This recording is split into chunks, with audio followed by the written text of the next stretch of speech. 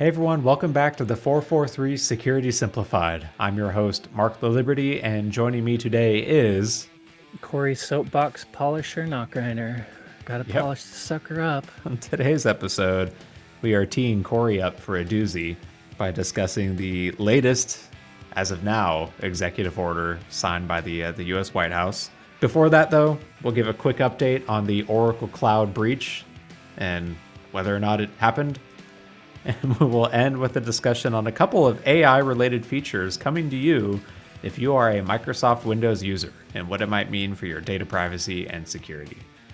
With that, let's go ahead and generate our way in.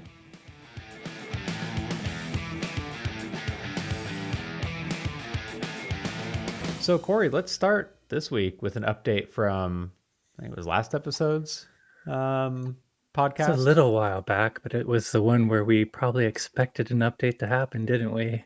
Yeah, The and update will tell the truth. well, maybe it will, maybe it Well, the won't. update will. Maybe they won't. So, if you remember a couple weeks ago now, we chatted about the Oracle Cloud breach that I think it was towards the end of March. A threat actor posted on the latest incarnation of breach forums claiming to have compromised a login server to Oracle Cloud's systems and stolen a bunch of credentials and like SAML authentication information from a whole bunch of different organizations. Oracle spent the next couple of weeks denying it publicly over and over in various forums to various publications, despite the threat actor providing more and more info that seemed to confirm that there was a breach of some sort under Oracle's management.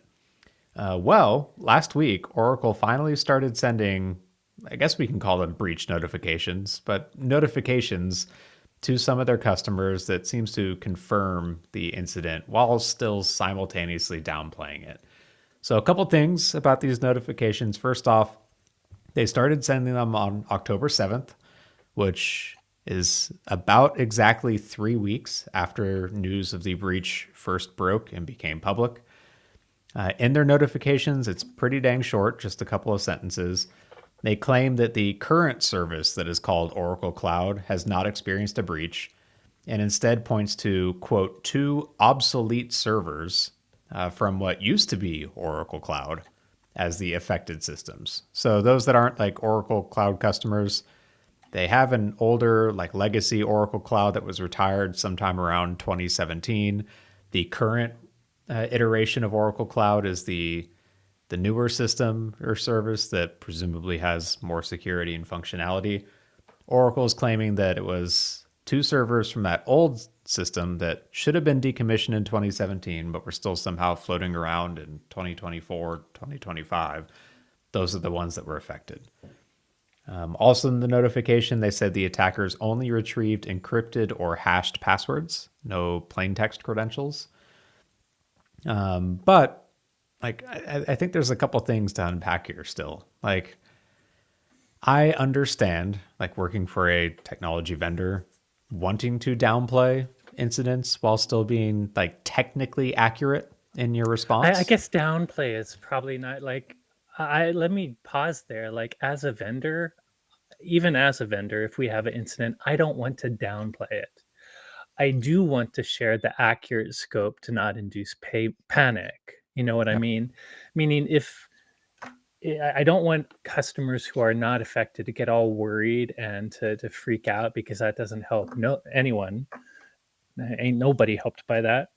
But I do want to make sure they know if there are limits and mitigations to the scope of the breach, limit it. But I would just, it's a small wording thing, but Yep, I that's fair. think making sure not to entice a panic is very different than downplaying something. And I'm sure we'll get to the details soon, but over downplaying something that's significant to save face because you said nothing happened is not the same is trying to properly limit the scope and impact of a situation that happened. Yeah, and I think on the video you've got a screenshot of a post from it was Kevin Beaumont posted It's it on Oracle, Blue but it's Sky. Kevin Beaumont's markup, which is Yeah, definitely interesting markup to the actual alert Oracle sent. exactly. And I mean, all of it at least like aligns with our current understanding from the threat actor and from news publications on like what is technically accurate. Like, yes, it is not the modern Oracle Cloud that was impacted. It was looks like SAP. something from the legacy Oracle Cloud. I think The someone described it even as their managed SaaS application, not even mhm, necessarily like a SaaS part of the legacy application. yeah, them making off with just encrypted hashed passwords, that's pretty par for the course. So it is technically correct that it did not expose usable passwords. I would argue that in some circumstances, like cracking a hashed password, can be easier than maybe they're letting on here. Yeah, I think or Kevin put it very well. He says faulty logic has passwords are recoverable sometimes. So Yep. their exact words were because the passwords on those two servers were encrypted or hashed, therefore the attacker was not able to access. I would say that therefore the attacker was not able to access is kind of an assumption that you cannot claim just because you have some hashed passwords. It would depend on how you hashed them if you had a salt and up to the customer, the length of their password. Even if you had bcrypt hash passwords with salts, they're still crackable. You probably couldn't get much past 6 to 8 characters very quickly because you're at least using a good hashing algorithm and a unique salt, but they're still crackable. So it is very possible. And we've found every time there's a hash database leak, like 50% of them are easily, I'm pulling a number out, but often more than half of the passwords are easily crackable on any sort of hash leak because it's also up to the customer actually using a good password too. And so the assumption that just because they're hashed means there's no access is not necessarily accurate unless you're monitoring other authentication and access logs, in my opinion.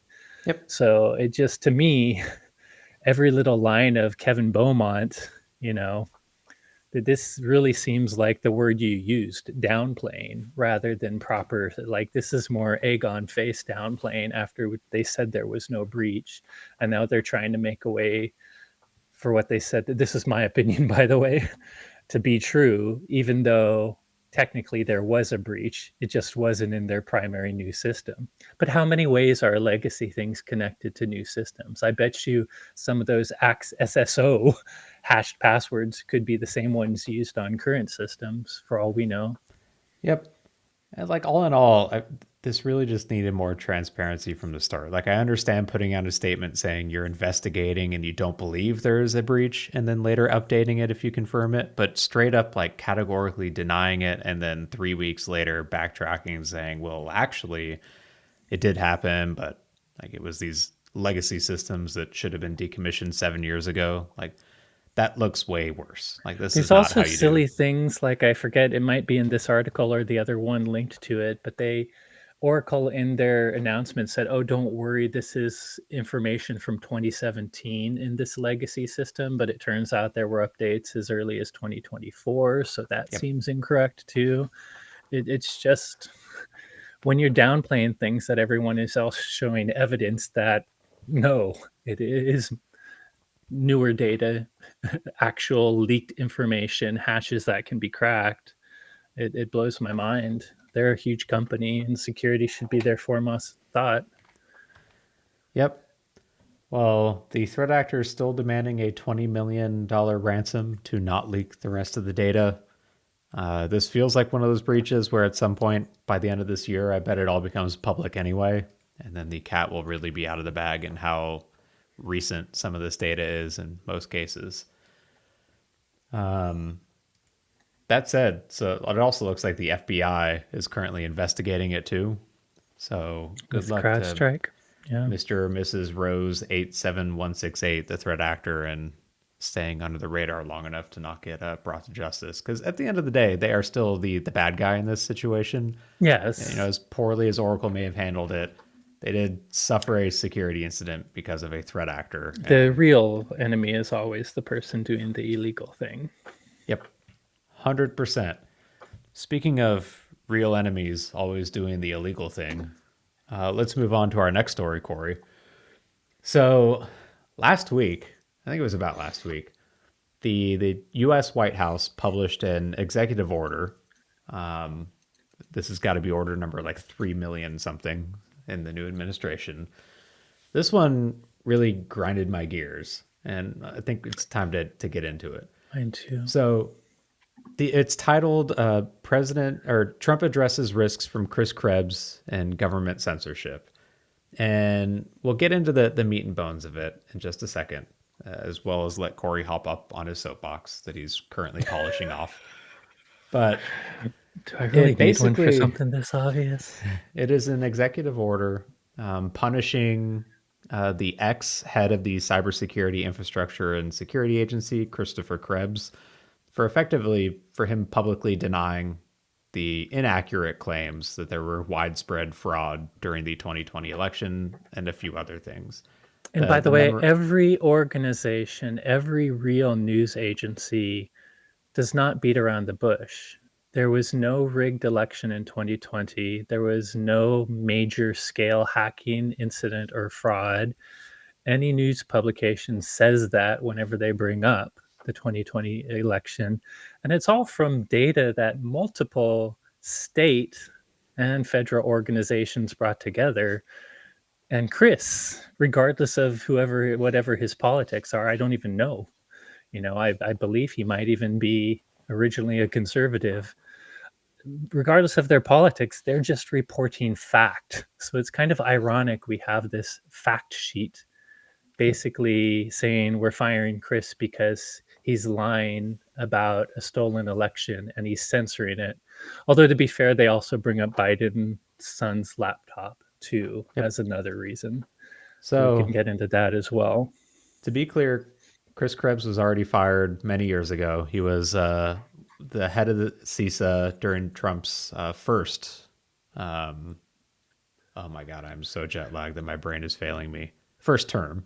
Term, yeah, So yeah.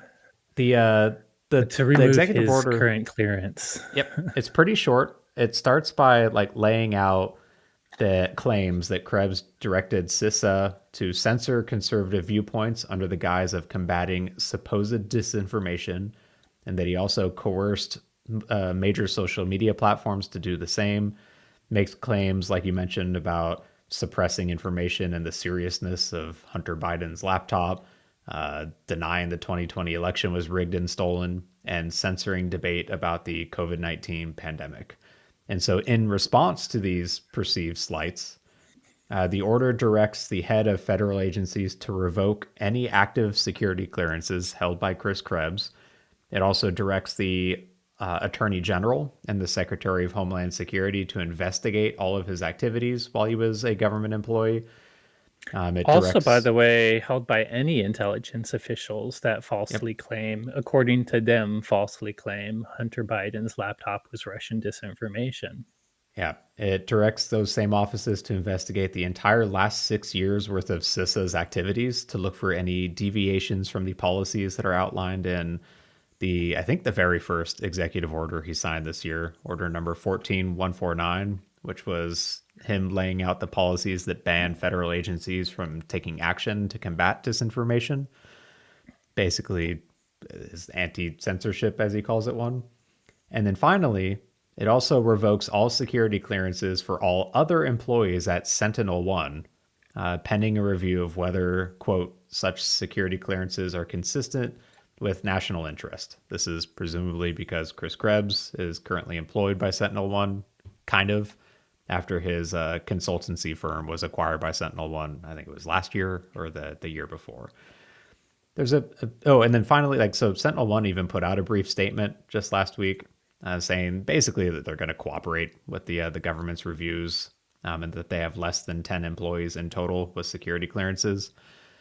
There's a couple, and Corey, I'm sure you've got plenty to say on this too, but the thing that stands out to me here, if you ignore like all of the hypocrisy of talking about censorship while censoring someone that you disagree with, like, security clearances are designed to allow, in this case, like individuals to work with federal employees, agencies, contractors, whatever. It's like how they are able to do their job. And punishing someone because you disagree with what they said feels kind of gross in this case, and I'll put it Very as much, gross. especially when what you're saying is a lie. There was no fraud in the 20 there was no full-scale fraud that changed the results of the 2020 election. There's so much evidence to support that, and yet still calling it a stolen election and then punishing someone. Like, what's hypocrisy? I mean, it takes a lot of work to get a security clearance, and it has nothing to do with your political standing. It has to do with integrity, not having crimes. By the way, the president is a felon, 36 counts, uh, who didn't get actual punishment for it because it was deferred because of this crap. So a felon is taking away the security clearance of a non-felon, meanwhile appointing a civilian with no security clearance to go and touch data from many, many secure government facilities. I don't understand why the security industry and the national, forget cybersecurity, just think people that care about the defense of this country wouldn't be up in arms about this. This is horrible. If you do not have evidence that Krebs is lying about any of these things, then this is just silly. This is pure revenge. And I'd like to point out that, I mean, way back in 2020, Trump specifically was claiming that the election was fraud and stolen. And we all, if you pay attention to evidence and fact, that's simply wrong. And this is him clearly, 25 years later, seeking revenge. It is not a very good precedence for the national security of our country. And going after the company that just so happens to employ him and everyone else at that feels like additionally crappy in this case too, where now you're effectively hurting SentinelOne's ability to operate their business and serve their I don't customers, at even, least they were temporarily. collateral damage. What have they Yeah. done other than have association? And to me, if I were worried about the many signs that have already passed of someone who wants to be an authoritarian dictator, how would you rule and make people not go against you? The fear. When you're punishing one person you don't like, go after an entire group so that everyone shuts up because you're showing you have the power. That if you're an American and you believe in freedom and liberty and democracy, I don't know how you would let this stand. That is exactly what's happening too. Like, there was actually three executive orders signed on the same day, and another one of them was at another law firm that represented someone that the current administration doesn't like. And so, because of that, they're revoking their security clearances too. And that's the third time they've done it to a law firm now. Also, it's it's definitely designed to make people afraid of going I don't against. remember another administration on any side of the political spectrum, Republican or Democrat, do anything like this Yep. to such a manner. Uh, we used to have morals and understand that national security is completely bipartisan. Things like security clearances have to be earned by actual integrity. And people with very little integrity who have been accused and charged with crimes are now getting away with this in what's supposed to be the number one superpower democracy in the world. Yeah, not great. So either way, like, I most of the experts that in the at least the articles I've been reading have been saying that this will definitely be challenged in court, especially from SentinelOne's perspective, or at least they have a strong case if they wish to challenge it. Whether they do or not and face further retribution or punishment is another question. But Feels like the cybersecurity community and the articles I see about this have kind of decided to remain silent because yep, of the retribution. I sure would be nice to see that change a little bit and folks start to stick up for each other, both in cybersecurity and outside of cybersecurity At too, this point, I don't against even civil care servants. about the political policies. Like, I don't care what you believe in policies. I care about the freedom and liberty of our country, and I think this is, if there is an investigation and there's even shreds of evidence that Chris was a bad actor, that will be a complete different story.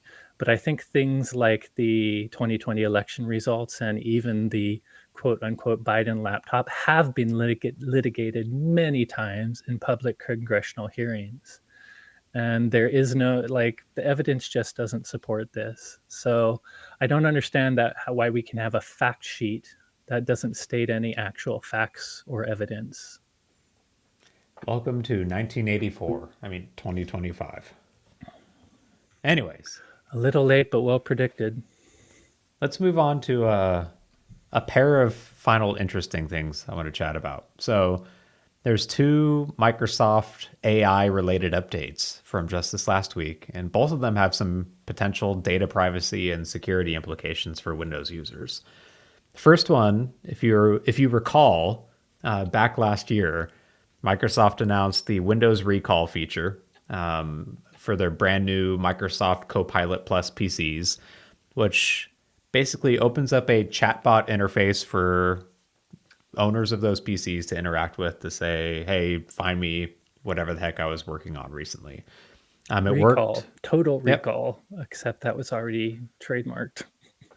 It works under the hood by taking screenshots and then using things like optical character recognition and other tools to extract information from the screenshots, and then using that to train a local AI model that the user can then interact with as a chatbot.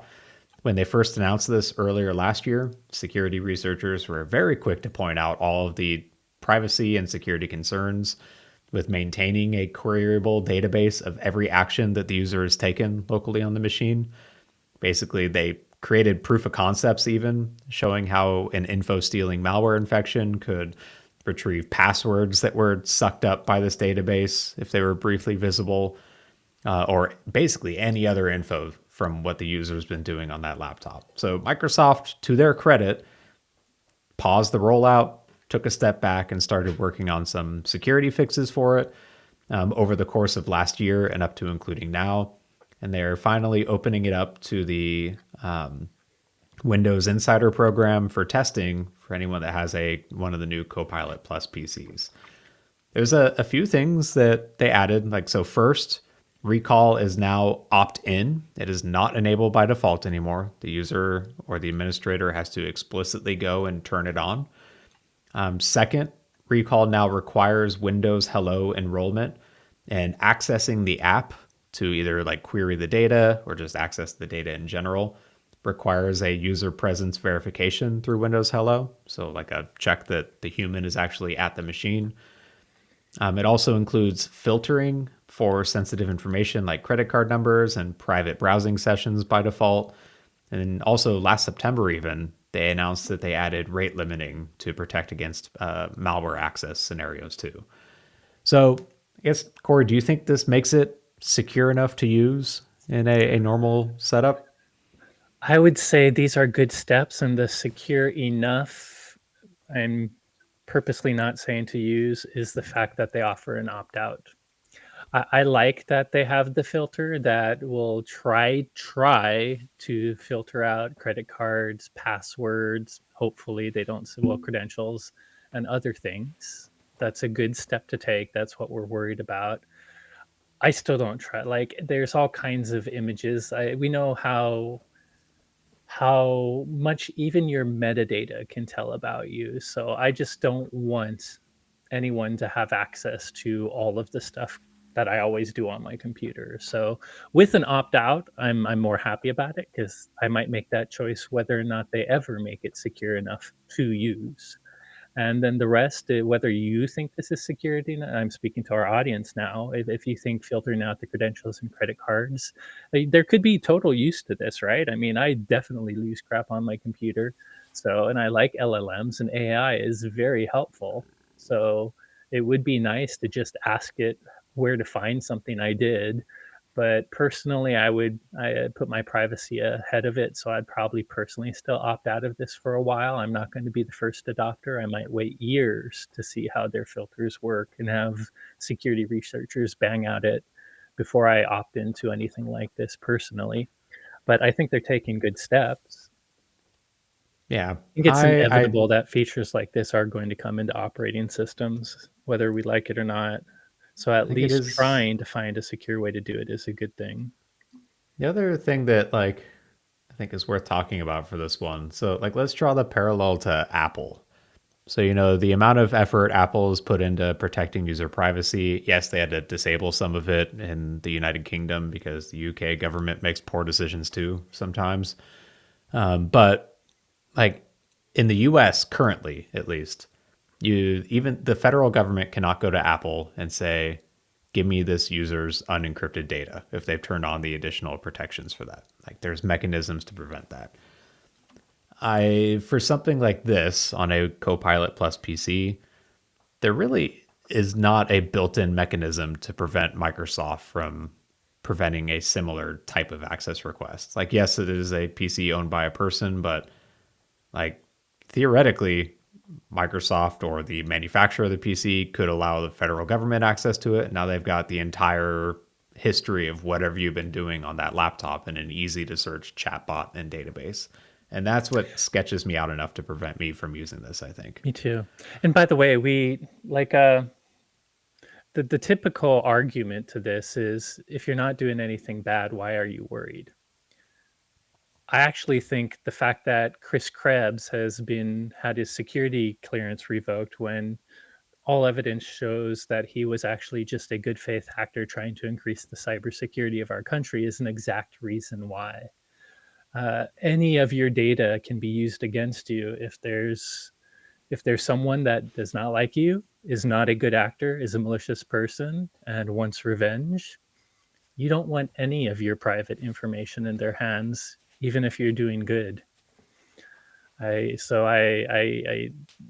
just because you're not doing anything bad or illegal doesn't mean you don't have a right to your privacy. So like you say, the fact that I don't know all the details of how recall works, but I don't think it keeps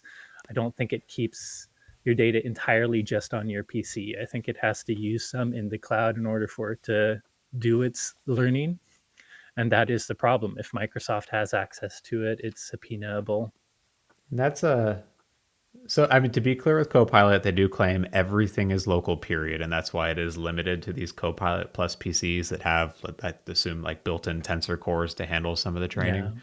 But to reiterate what you said, like the whole if you have nothing to hide, then you have nothing to worry about thing assumes that the authorities are acting in good faith. And I think we're in a current point in our timeline where we can't make that assumption anymore. And whether you have different political beliefs or not, you've probably felt the same in different administrations. And that's why everyone on any side deserves privacy. Yep. Well said. So that's the first update from Microsoft. The second one, just last week, Microsoft announced that Windows insiders can start testing two new Copilot on Windows features. The first is Copilot File Search, which lets users ask questions about files on the system. It supports things like docx, Excel spreadsheets, PowerPoints, text files, PDFs, and JSON formatted data. They gave a few examples in their announcement, like can you find my resume, or open the trip planning doc I was working on last week, or look at my budget file and tell me how much I spent on dining last month, all of which are pretty good examples. In terms of security, users can control the permissions that Copilot has access to. But before we get into the second feature, like this immediately set off a few alarm bells for me, Corey, of Copilot now going and reading files off of the system in order to help you search them. I don't know, maybe I am overly cynical or overly concerned with like data privacy from AI models, but having it go and start reading all of my files to expose that to a search bot opens up some concerns for me. Like, first off, I've got a lot of sensitive within WatchGuard files that I would not want to become public for the sake of my employer. Not that we're doing anything bad. It's just like, think intellectual property, Intellectual trade secrets, property. stuff like that. If like you need to protect those as an organization. And so, what are the mechanisms for protecting that with this model? My own personal stuff, like on my personal machine. I don't want Microsoft reading all of my Word documents and PDFs and whatever that I have on there too. Like, I on the flip side though, I think like you just said in that last bit, like there are some genuine ease of use things that could come from this. Like I do like the idea of saying, "Hey, Copilot, go summarize my budget and tell me what I can improve on in the next month kind of thing. These are great use cases, but man, I feel like we're moving so quickly in the world of generative AI, and I'm not confident that we're in a spot right now that I would trust this level of access. I don't know. Yeah, What are it's your kind of thoughts? the same. I mean, I do want even our own engineers, and we are in some ways already using it in more limited internal fashions, but there is benefit to coding and searching code bases with AI.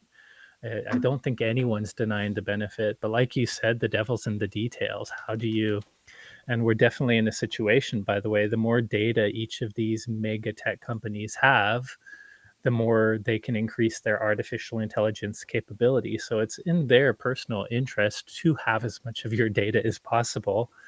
And let's assume it's not even for malicious reasons. Let's assume it's just because they want better AI. But still, I don't want the liability of another company who says it's still protecting my intellectual property to have it and use it. Like, we need to understand very clear design features that can allow us to run these sorts of models in tenants that are purely owned by us, the customer. So without knowing every detail, it's these are cool features. I think our engineers want them. I think people want them. I know I love using Gen AI for fun stuff that I'm not too worried about the data I put in it. But it's when you put serious stuff there, like you say, there's bad actors in the world. Industrial espionage does happen. Nation states send people to other companies. So other companies steal secrets from other companies to get advantage.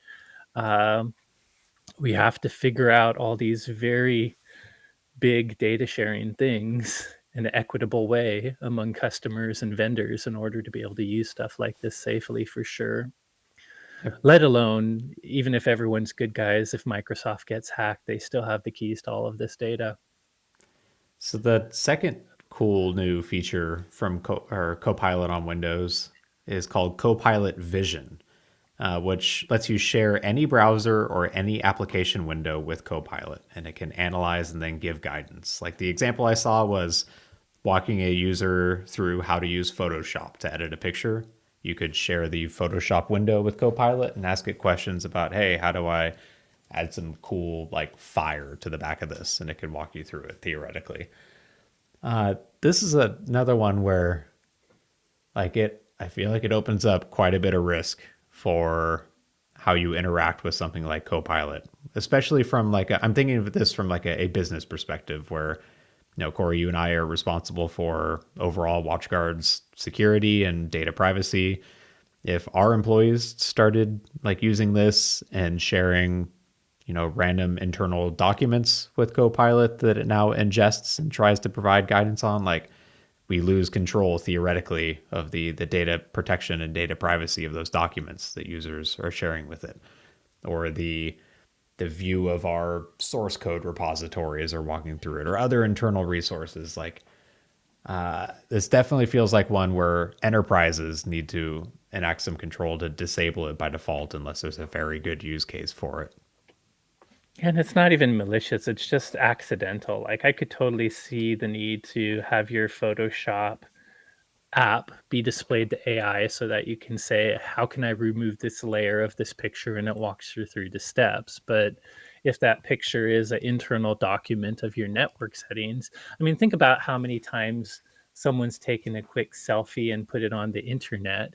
And based on context clues like their background, a street sign, where the sun was, where shadows, you could tell where a person actually is, what they do from all this little metadata in the picture when you were just trying to send a selfie. And it's kind of like that. Sure, the AI is technically just trying to help you through a Photoshop troubleshooting thing, but there could be a lot of contents in that picture you're editing that may be intellectual privacy and property. Sure, sometimes it's just a dumb thing and it's not a big deal. Hopefully, that's what it is 90% of the time. But you have to worry about those cases because people have doxed people simply from a picture they shared on the internet that they didn't scrub clean. So people forget how much information can be in something as simple as a screenshot of an app. They might just be focused on the top bar, wondering how to do something, but there's a whole lot of other information and their bad actors might be able to learn from you.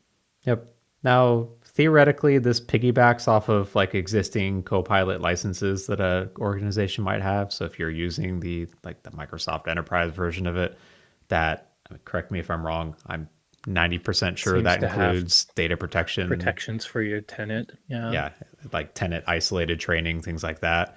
But if you're maybe an organization without like enterprise Copilot licenses or using like, God forbid, like home versions of Windows incorrectly, things like that, where a user could just go turn it on their own or have it enabled by default, that could cause issues within that environment. If That could disclose some data to exactly Microsoft that you may not realize. How it, do we like this is something where AI is not going to go away, and I actually think it could be like if everyone were a good actor, AI could be a very great boon to society. It can help us do all kinds of things. I think we need to use it and continue to evolve it. But I think the amount of issues like this are just going to grow infinitely. How do we figure out that way to secure it? yep. I don't know. And like it feels like we need a some type of new tool to help us deny a bunch of this stuff by default and only allow specific uses of AI. But it's such a weird nut or hard nut to crack because it's a mix of web applications that you can use things like web content filtering or app control to try and handle, but also built-in desktop application or like Yeah. installable desktop applications and built-in like Windows features. And every Everything single is having week, AI. An yeah, application that used to just be an accounting program now has generative AI in it. So yep, you'd pretty much have to. I think we're going to find AI hitting all parts of digital life. yeah. And it's like changing So every week. There's a new thing coming out too. So it's absolutely like a cat and mouse game of trying to tackle this, which like my this own is a view classic. is, Yeah. Go let's, ahead. Your own view. I'll finish. My own view is, like this has to be tackled with like governance and training internally. Like users don't want to intentionally screw a company by giving up data, but like they'll see the latest and greatest shiny thing, they'll want to try and use it. And if they don't know any better because they didn't Especially if have it adequate increases their training, productivity. Yeah. exactly, that's where issues can happen. But if they're properly trained on what to look for, how to look for it, like that can really help out and I do mitigate a think lot of the risk. internally we really need to get specific. By we, I mean all of us in the industry, on the acceptable use policy of AI, but it has to be done in a way where we also allow and even promote the use of it, because it's this is a just a subject where money is going to lead. I feel like it's going to be almost impossible to slow down the marketplace, because this is where a lot of money is and it makes sense. This will be the future. So everyone's going to push limits, including making bad security choices by everyone. I mean, companies that are making money from AI, uh, to push this innovation. And there's benefits to that, but I don't think we've ever learned that sometimes we should slow down for secure design. Anytime there's money to be had, it feels like we forget our history lessons. And if there's enough money to be made, we're willing to take the risk of insecurity and just wait to fix it until we have to when Yep. something bad happens. And I feel like this is the situation until we can get to a point where we can still make money doing the right thing, and spending time securing things, which typically slows things down a little. I just don't think that's going to unfortunately happen with humanity and economics. I agree. In the meantime, though, like, Train your I don't know. users and you can survive it. If I think you were exactly right, Mark. I think that's why the only thing you can do is make sure people are aware, and then in the context where they do care enough about their security, they will. Like if I'm just trying to make a stupid picture to share on a chat group, I'm going to pop into a generative AI and not give a crap what I ask it for free. But if I'm going to do something with my bank, I'm going to think a little bit about, or try to figure out my finances before I give any AI access to all my logins and finances. I will think about it a little. And I think that's the I best we can tell agree. users right now is have that awareness for yourself and your company you work for. Yep. 100%. Hey everyone, thanks again for listening. As always, if you enjoyed today's episode, don't forget to rate, review, and subscribe. If you did not enjoy today's episode, please also comment because we love reading those too. I think I'm going to get some of those, right? More like some of these for Yep. my rants. If you have any questions on today's topics or suggestions for future episode topics, you can reach out to us on Blue Sky. I'm at itsmark.me. Corey's at SecAdept. We're also both at watchguard_technologies on Instagram. Thanks again for listening, and you will hear from us again next week. Peace.